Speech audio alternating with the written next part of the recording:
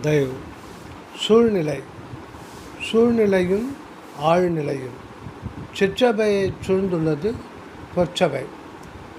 சூழ்நிலை என்பது யாது? ஆழ்நிலை என்பது யாது? நிலை என்ற சொல் நித்திய நிலையான கடவுள் இருப்பை குறிக்கும். கணக்க திகைப்பு தங்கே நானும் கலங்கி வருந்தவே, கலக்கம் நீக்கி தூக்கி வைத்தாய் நிலை பொருந்தவே என்கின்றார் வள்ளலார். புறம் தோற்றாது மிக மிக ஆழ்ந்த அமைதிமிக்க அகநிலையில் இருப்பது உள்ளொளியாகிய கடவுளான்ம உண்மை நிலை. இதை எப்போதும் புறத்தே சூழ்ந்துள்ளது ஜீவன், மனம், உடல், உலகம், புற உலக இன்பத் துன்பங்கள் யாவும்.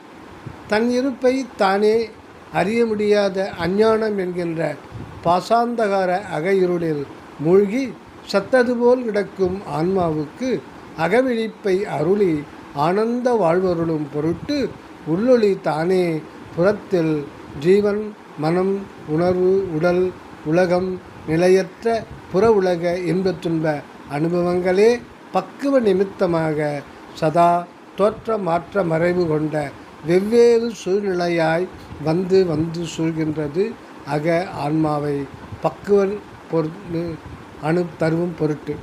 இப்போது ஆதி தொட்டு கோடிக்கணக்கான பிறவிகளில் நெடுங்காலமாக புற உலக இன்பத் துன்ப அனுபவத்தை கடந்து வந்துள்ளோம். இனி நாம் பக்குவப்பட்டு அகநிலைக்கு திரும்பி நித்தியமான அருளின்ப ஆனந்த வாழ்வில் துலங்குதல் வேண்டி இனியும் தேகம், மனம் முதலான புறச்சூழலை பற்றாது சத்விசாரத்தால் அக உணர்வு கொண்டு அகநிலை பொருந்தி அனகமாக தயவோடு வாழப் பழகுதல் அமையும். சுவாமி சரவணானந்தா.